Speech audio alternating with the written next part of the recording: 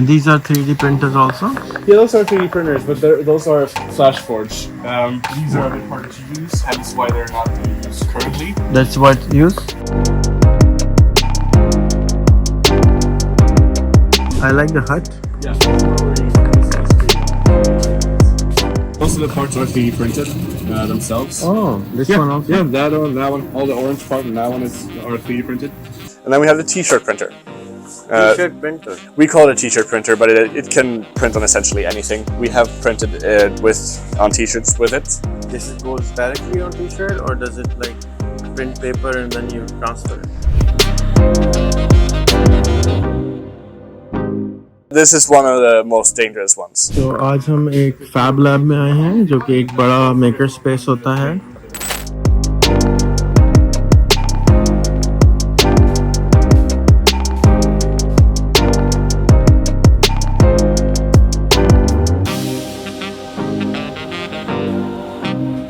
These are really fantastic. तो आज हम एक FAB Lab में आए हैं, जो कि एक बड़ा मेकर स्पेस होता है और बेसिकली फैब्रिकेशन के लिए लैब एक चीज़ बनानी हो तो उसके लिए इस्तेमाल होता है. जैसे ये रोबोट्स हैं स्क्रीन वाले. Hi, what's your name? Victor. Hi Victor, I'm Rehan. Nice to meet you. Thank you for taking the time and showing us. That's fine.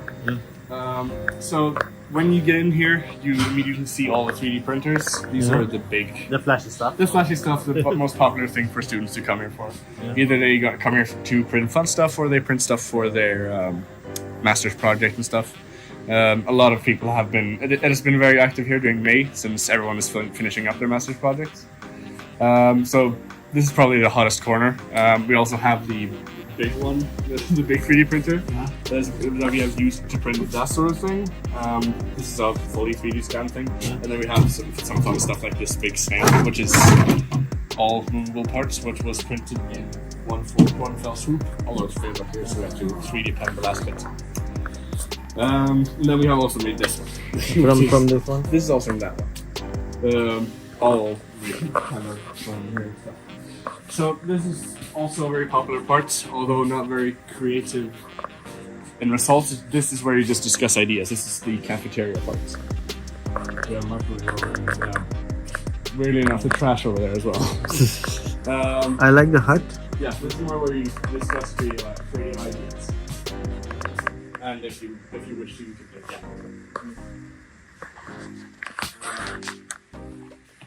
We also have the big glass room, which is named Boston after MIT, which FAB Lab is. The idea of FAB Lab came from MIT, Massachusetts Institute of Technology, and then it spread out to now we have well over 3,000 FAB Labs all over the world, including one of the Faroe Islands, which some representatives from here actually visited. I hope we can show you the. So is it a franchise now, or is it free to use? It cost $1 million to make up. You have some requirements that you need to fulfill, including that you have to let people in from the public, which we do on Wednesdays and Thursdays between 5 and 8. Yeah. At least during the normal school year. During the summer, it's closed, sadly. And these are 3D printers also? Yeah, those are 3D printers, but those are flash forged. These are a bit harder to use, hence why they're not being used currently. That's what use? They are a bit harder to use. They are manually calibrated. The software that they use is a bit more finicky than compared to these ones. And these are all homemade, or they're bought? They are partly homemade. We could make them at home mostly. This is Prusa. These are Prusa printers. Both the Prusa Mini. Yeah, these are Prusa Minis, and those are the i3s. These are all Prusas. These are all Prusas. Most of the parts are 3D printed themselves. Oh, this one also? Yeah, that one, all the orange part and that one are 3D printed. And all the parts that are 3D printed are open source. That means you can make those at home. And as well as the whole thing is open source or not? The whole thing? Yeah, the whole thing is open source basically. Oh. And also the software that they use is also open source. Oh. So where can I learn more about this thing? How if I wanted to have a 3D printer at my school, Yeah. how would I go about getting one? Well, anyone can get it. It's not terribly expensive. Hmm. I would say that this is probably around 450 to 500 euros. That one is upwards of 600 to 700 euros. Hmm. It's not terribly cheap, but it's pretty. Yeah, It's good pretty value. affordable. It's It's cheaper than an iPhone. absolutely is. And it's also from what I've experienced, if you treat them Nicely. pretty nicely, you can get some good results most of the time. It's they're pretty safe printers for the price, and the technology that they use, because most of the time you don't even use adhesives for the bottom parts. It just uses heat, and then we can just twist it off. I'll have all of the spare filaments on the top there, and the usable ones down there. Here we have the computers that we use for. And what's the difference in this one and that one? Well, this one is a CNC router. It's a What is that? It's a CNC mill, but it's very, very tiny. We use it to make little PCBs. Oh, So reverse PCBs, basically. yeah, basically. Well, you can either make reverse PCBs or make a proper PCB. It just depends on how much you want to take away, essentially. And this is not very commonly used, since not many people are making PCBs, but it is a very fascinating piece of kit. And it's only for PCBs, or it can be done for anything?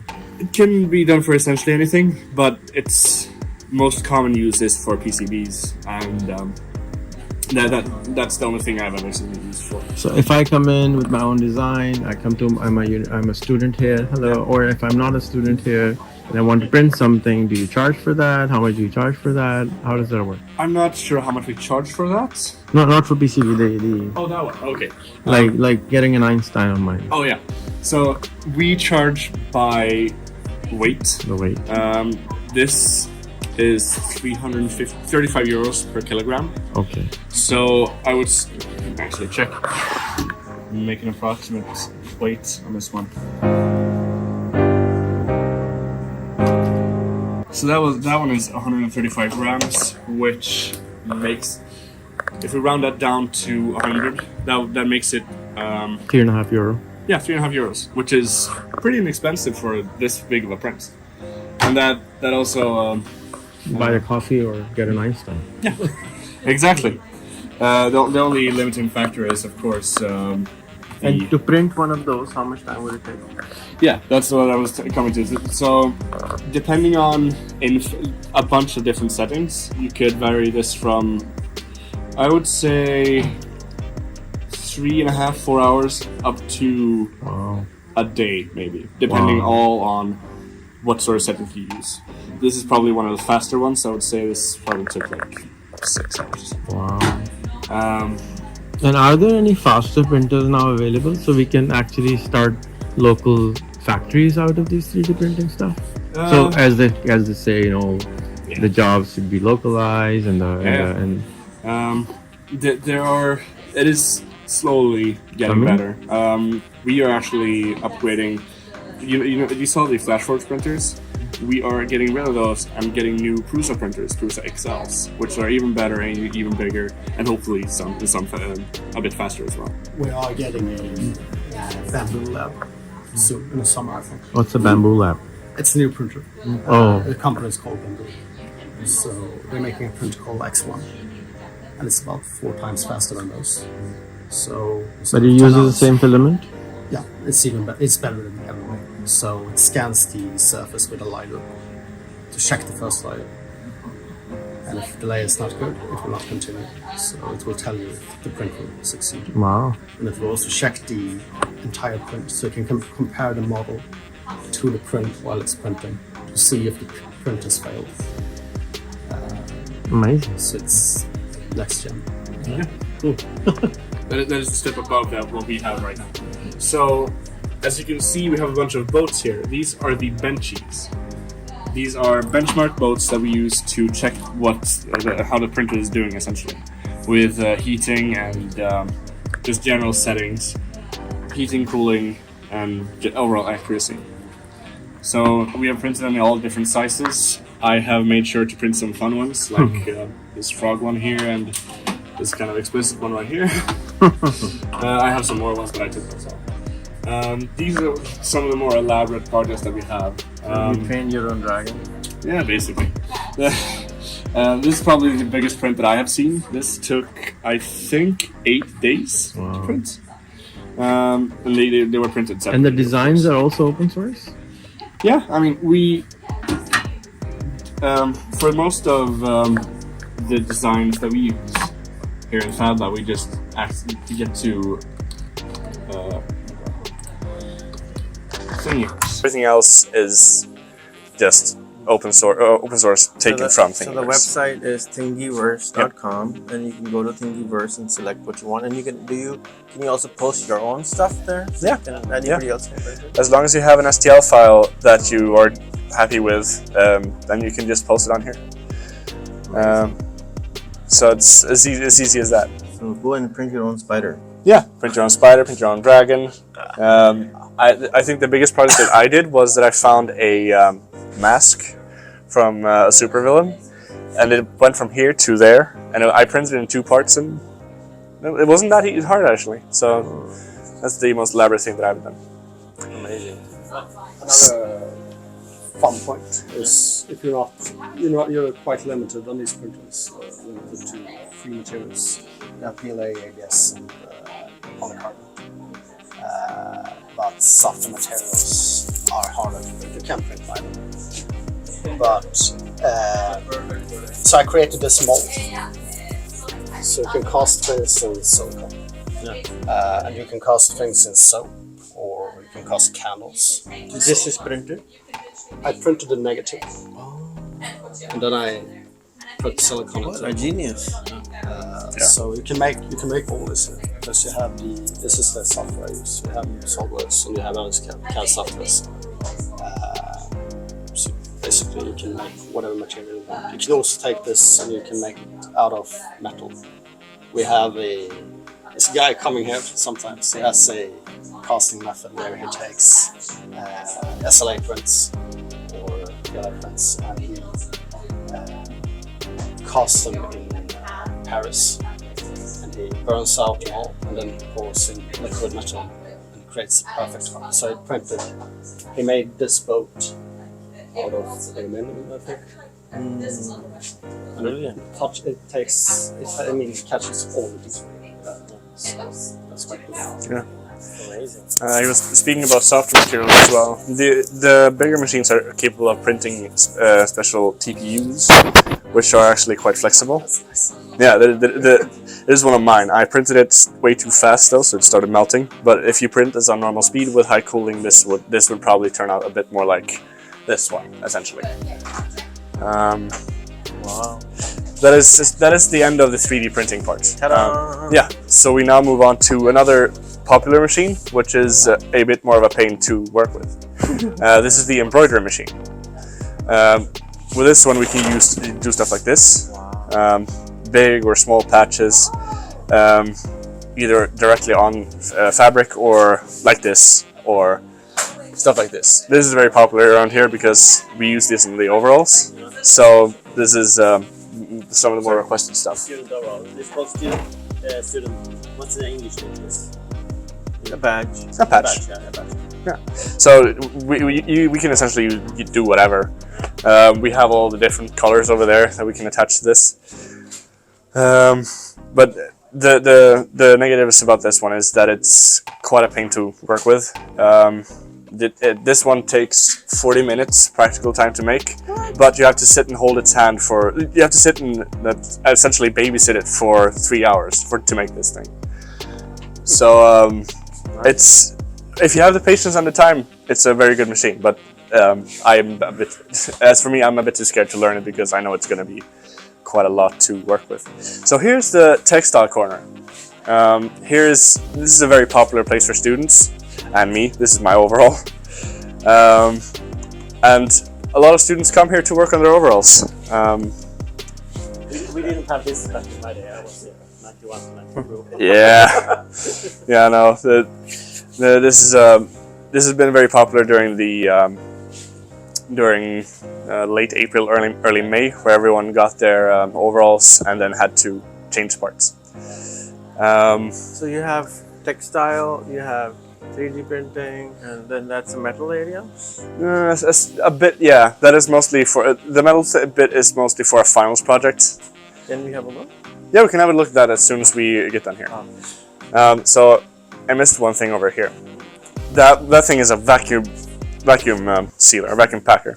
So this heats up plastic sheets, and then you put a negative in here, and then you can do this sort of thing. We have some students who have made forms for or molds for different like chocolate treats. That's that sort of thing that you can make here. That's a mold to make. Kind of can use it for molding. Yeah, absolutely you can. And then we have the little bit over the corner over there, which is the printing corner essentially. There you can both do vinyl prints with these sort of things. We have all sorts of colors, and yeah, so it's from pink to purple to grey to black and white. And everything here can be used by public. Yeah, everything can be used for public. It costs 15 euros per meter. 1.5. 1.5. So it's pretty inexpensive because if you have a patch that's like this big, it's like 15 centimeters or something, then it's not going to be that much. And from those 15 centimeters, it's going to be a piece of 15 by 50, essentially. These are about a half a meter across, and you get the whole half meter for every centimeter.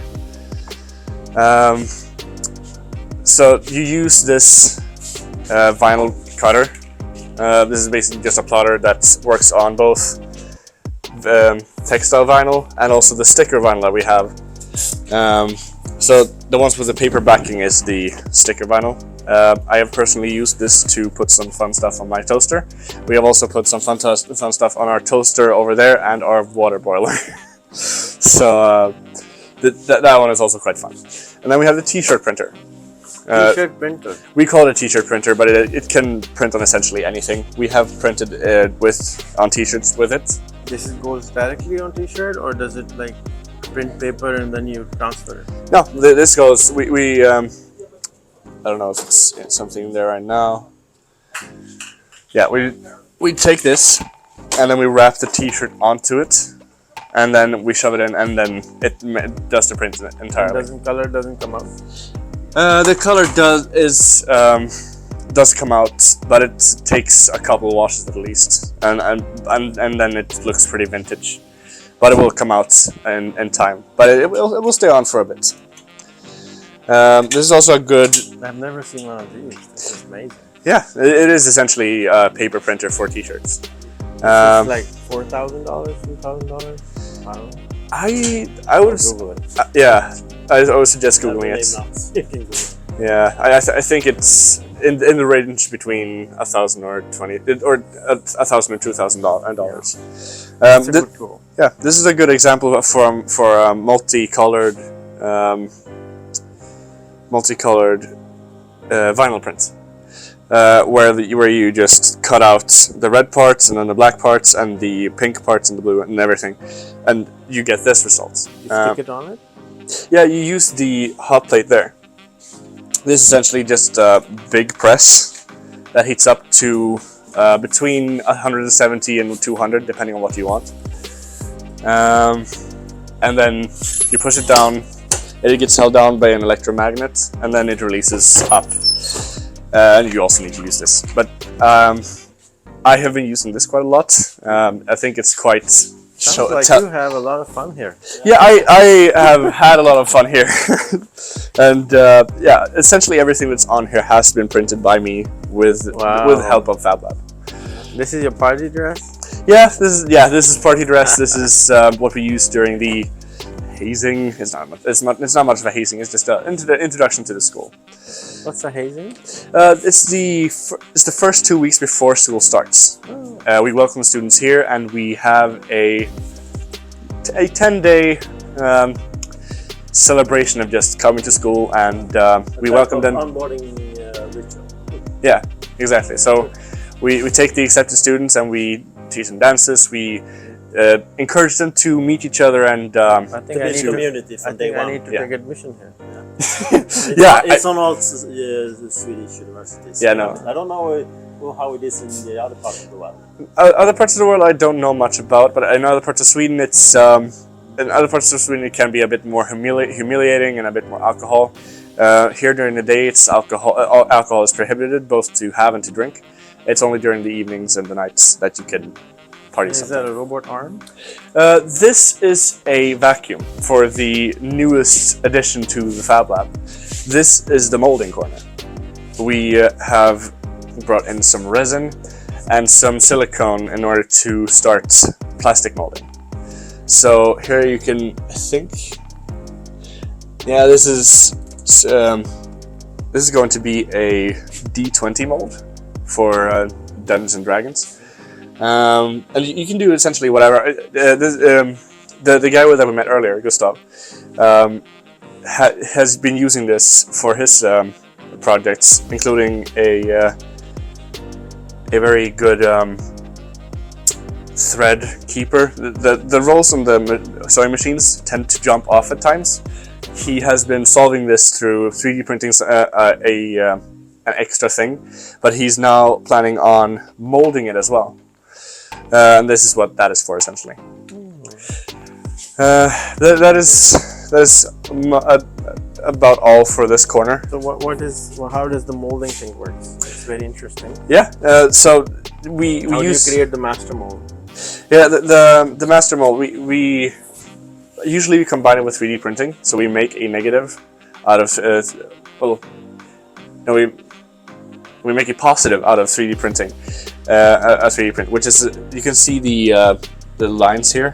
This is the positive is a 3D printed thing, and then you just encase it in either. Most times it's silicone, and then you cure it, and then you can put some. This mostly you can put some resin in here. So from that into here, and then you have. Instead of taking a long time to 3D print, you can mold it instead. Yeah. Where can I buy one of those? I am not sure. How about from you? I don't think you can buy them from us. You can use them here, but you can't really buy them. Okay.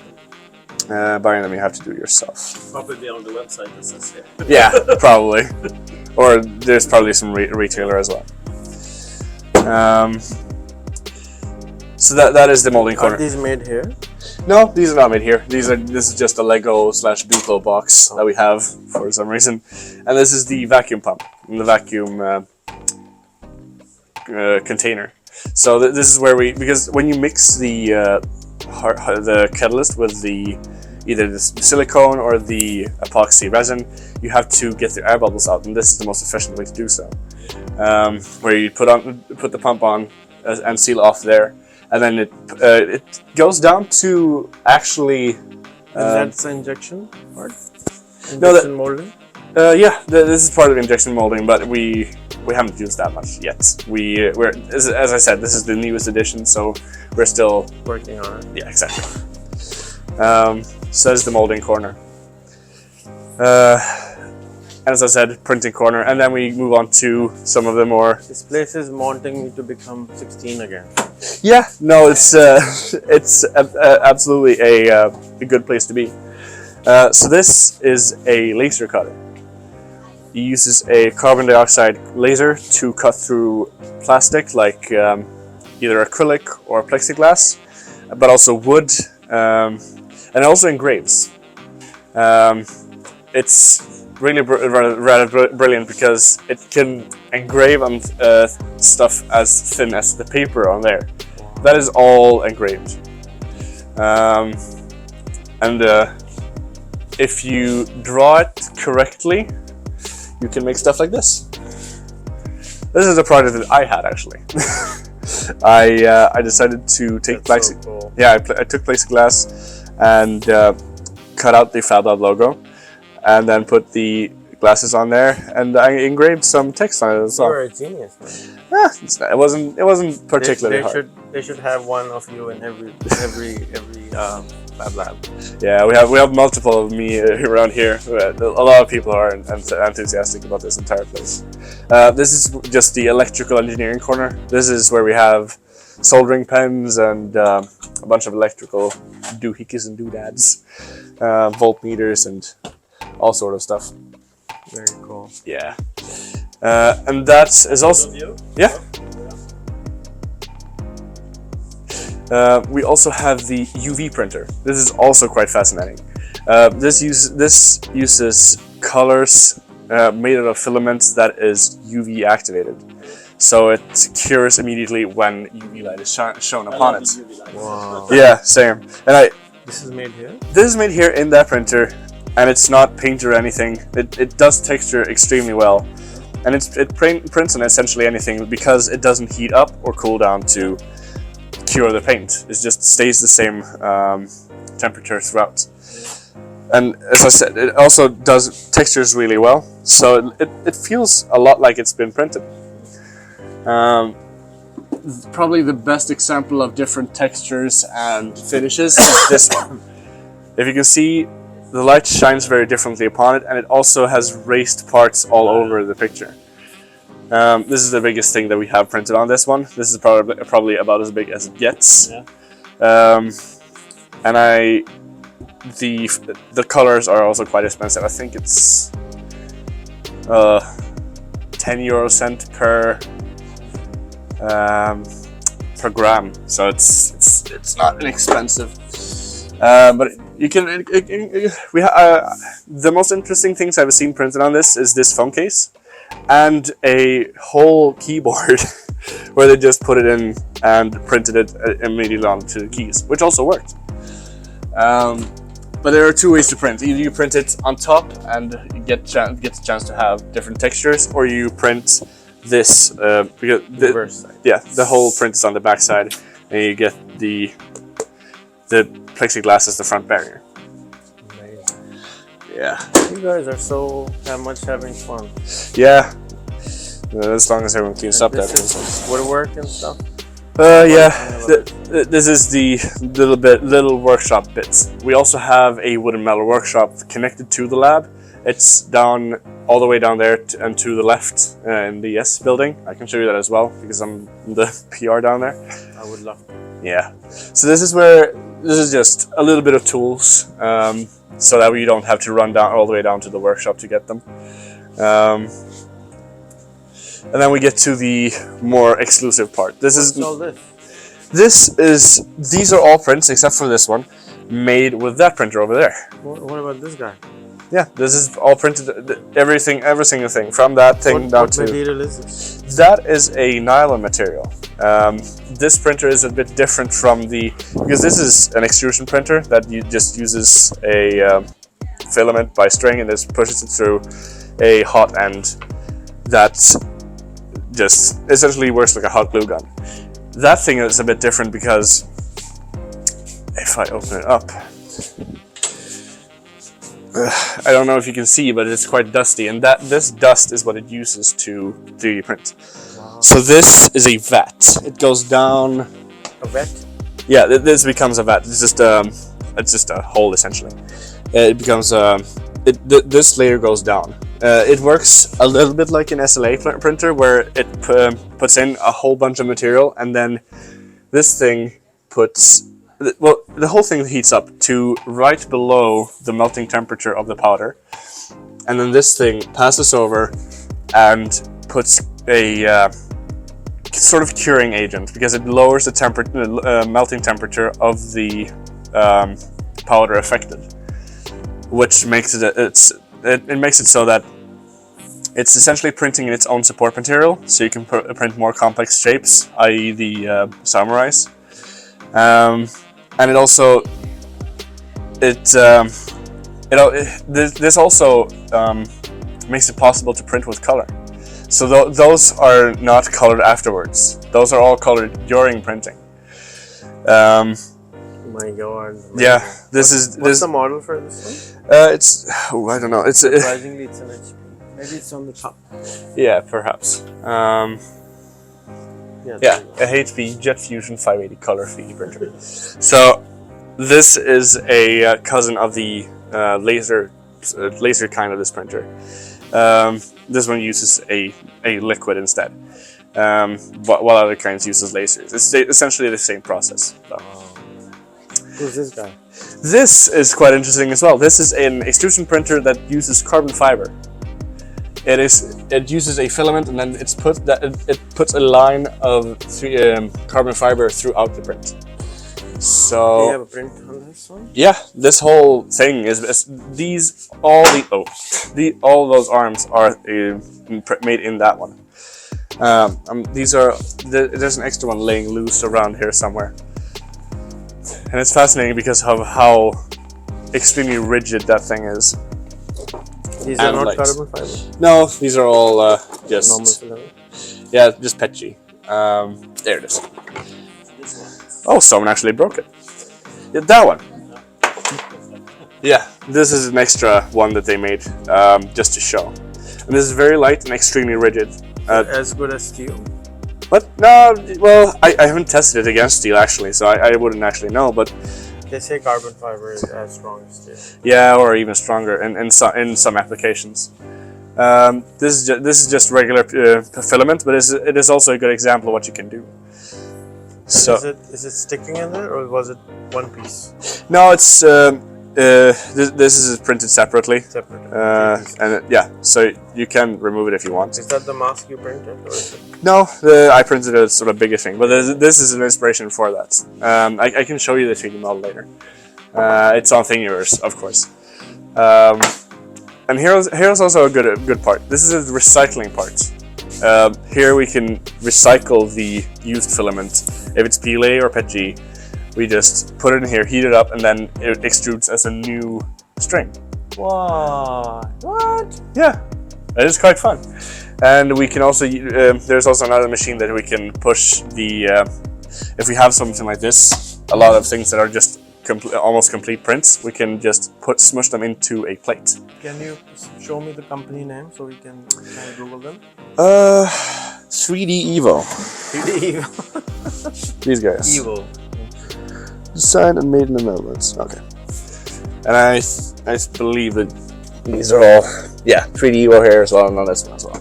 So if, for example, if I can't import these anymore, I can just pretty much make my own. Yeah, this is a combination of white filament and a very dark blue see-through filament. Although this is... So I put it in here, then how does the roll become the roll? Well, you put the filament in here. Well, this is granulate, so you use... If we were to make this into a new string, we would first grind this down to make granulates of it like this. Oh. And then combine it with some new material. How would you grind it? This one is the one that we use to grind down. Juice maker. Essentially. So then what happens here? This looks like the one which the filament is actually being made. Yeah. So here's where you put the granulates, and this is where you put the roll. So this is the line maker. And does it have the name? It's on the back. It's also 3D Evo. Yeah, 3D Evo Composer. Yeah. Brilliant. Yeah. Thank you, Netherlands. Yeah, you're welcome. So we have recycled quite a lot of material on here, and we are planning on recycling even more. We have a bunch of them over there already, ready to be recycled. These are very interesting prints. This is a big boy of the same. Yeah, this is just a big locker essentially. This is the same one that is over there. Oh, That is still an i3 MK3. These filaments are. This is because I mentioned that we have some metal related stuff over here. That is the project, some prints. These are, if I'm not mistaken, around 60 to 80% metal filaments. So it's PLA, but it's completely loaded with metal. So it's both copper, it can be, check actually. This is the aluminium filament. So we have aluminium, stainless steel, copper, I suppose, and maybe bronze. Unbelievable. Yeah. So this is The printer for them is. The printer for these are. Where is the printer? no. You can essentially use that one. Normal printer. Yeah. The only drawback with this one is that it does grind down the hot end. So you might have to change the nozzle more frequently if you use this a lot. But I mean, it's brilliant for the way that it can be used. And who's this guy? This is a part of a project where they print with both, with clay. And they also plan on printing with this sort of thing. This is a pile of coffee bean shell mush, where they plan on printing with it, and then. Can I touch it? Yeah, absolutely. That is clay as well. This is coffee bean mush, where they cultivate a special sort of fungus, or essentially mold. And then when the fungus is completely spread through, they cure that and sort of cook it or burn it essentially. And then that becomes a material a bit lighter, but also almost as strong as brick or concrete. Wow. So that is a experimental. This is all just mostly master's projects and just different really cool projects. And then we have a really fun one here as well.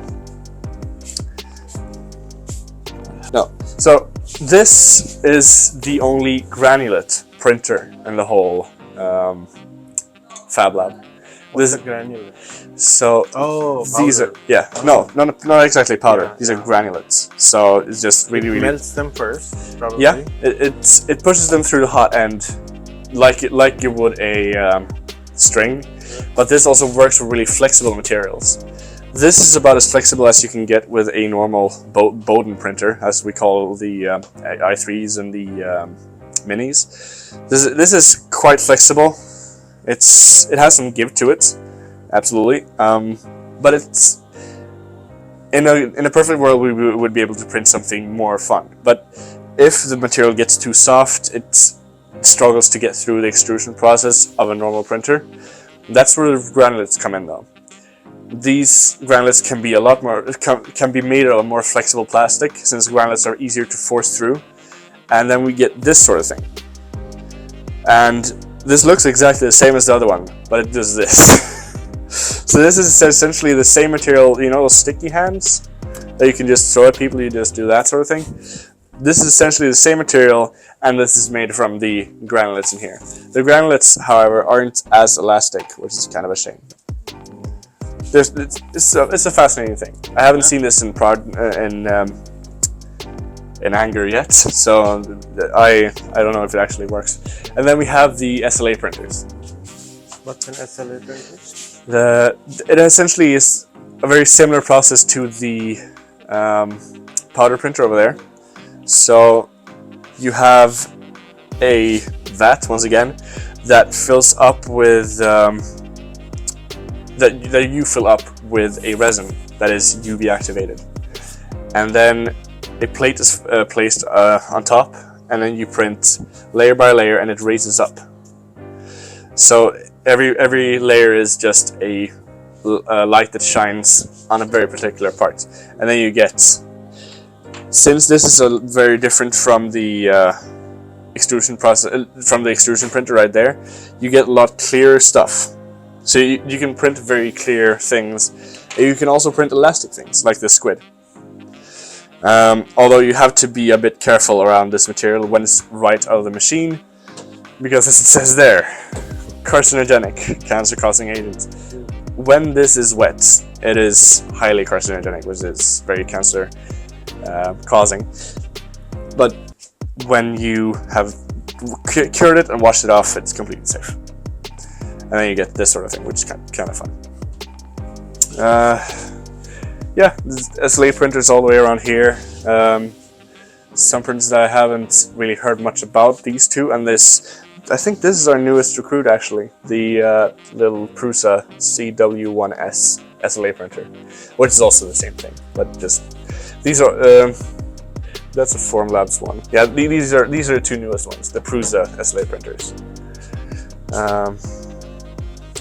I should mention that Prusa is a Czech man who has founded his own 3D printing company and has improved. He has made 3D printing more accessible through his open source development of 3D printers. He's in Czech Republic itself. What? He lives in Czech Republic itself. The whole company is made. Every 3D printer is made in the Czech Republic as well. So yes, that is the whole thing right now. But we can also look at the workshop down in the corner. We have to go to the next place. Yeah, that's about. Tack. So this is the wood and metal workshop. Here we have a big metal CNC, a computer controlled mill. This is a normal manually operated mill. A band, oh god, a grinder there and another kind of grinder there. We have a welding room where you can weld with almost all the existing welding technology. We have all the different sort of welders. It's with gas, it's electric, it's almost everything. And then we have another little grinder over here. And then you can also see some parts from the Sun car as well. That room belonged to the Halmstad University solar team before. Those guys who make the solar powered car.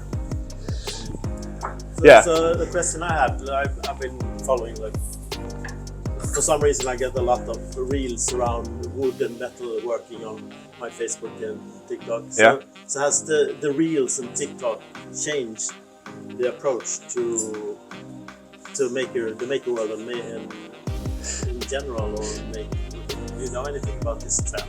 I would say that it has made the whole thing with making things more popular and more trendy, I should say, and that makes these kinds of spaces more popular, where you are encouraged by the social medias and stuff to actually make stuff for yourself, and that the gratifying process of making your own things is highly sought after in this day and age. Sadly, this place, for insurance reasons, isn't available to use for the public, although students are welcome. And then we have I can imagine it gives rise to a lot of injuries, because lots of the reels I see is probably from countries in the world where safety is not concerned. Exactly, and this is one of the most dangerous ones. This is a metal lathe, where you put in a tube and you can make, one thing that I want to make whenever I learn this is a lightsaber hilt. That's the sort of thing you can make here. And I have a saber forge. Oh, so cool. This is the wood workshop, although we also have the sandblaster in here. This one is also used for the finished prints out of the powder printer have a kind of a thick layer of powder around them, and we have to sandblast that away in order to actually get the print. That leads to their sort of matte, kind of bumpy finish, but it has its own charm. So we have a bunch of saws, another grinder. Oh, we have a new planer. This arrived here like 2 days ago, and it's already dirty, of course. But and we have, this is probably the biggest thing in here. This is the Raptor Wood CNC. This is a computer-operated mill for wood. It can also be used for foam. The solar car team has been using this to make positives for their molds, in order to effectivize the process of making the carbon fiber pieces for their car. And you can also see the quite messy, but not as messy as I'm used to, tool corner. This is just essentially where all the hand tools are. We also have the special room where we keep a lot of spare hand tools, and the office for the board, which I am part of, and the painting room, which has a big booth, which is very well ventilated, so that you don't risk any. Can I go in? Yeah, absolutely. The paint booth is, I'm gonna light that up as well. What is this thing? That is a booth that you can stand. This is essentially where the ventilation works the best, and it also provides ample lighting, and there are hooks to hang up whatever you're painting. Yeah, but this is just a place where that you can see what you're printing, and Just a space. yeah, this is space, and the ventilation is very high grade in here. But we have a bunch of paints, but you're also free to bring your own, as long as it's good enough. But you just use these paint. You can use whichever one of these you find that still has paint in it, although most of it is running out. But we're working on getting in some new as well. But there is definitely paint available. I'm gonna turn that off. Amazing stuff, man. Yeah, that is essentially the whole tour. I have to bring my father here. He had one. He made us go through like a makerspace in our house. Yeah, yeah, no, I recommend it. That over there is a concrete lab for the construction engineers. Oh, can I have a look? Well, we can look through the window. The whole lab isn't that big. You can see the end of it over there. The gist of it is that they get to practice an experiment with concrete and how to use it. Nice. Yeah. Very, very cool. You are one lucky man. Yeah, indeed I am. So I would like to request whoever is watching, please send it to all the university chancellors and investors to get at least 10 Fab Labs in Pakistan, because it's really important that we go and actually make stuff, Yeah, and for the companies to go and create stuff. And thank Yeah. you for the phenomenal tour. yeah, you're welcome. It's been fun. Fab Lab in Halmstad. FAB Lab in Halmstad, the best one in the whole And the of North. Superman's full name is Victor Persson. Victor Person.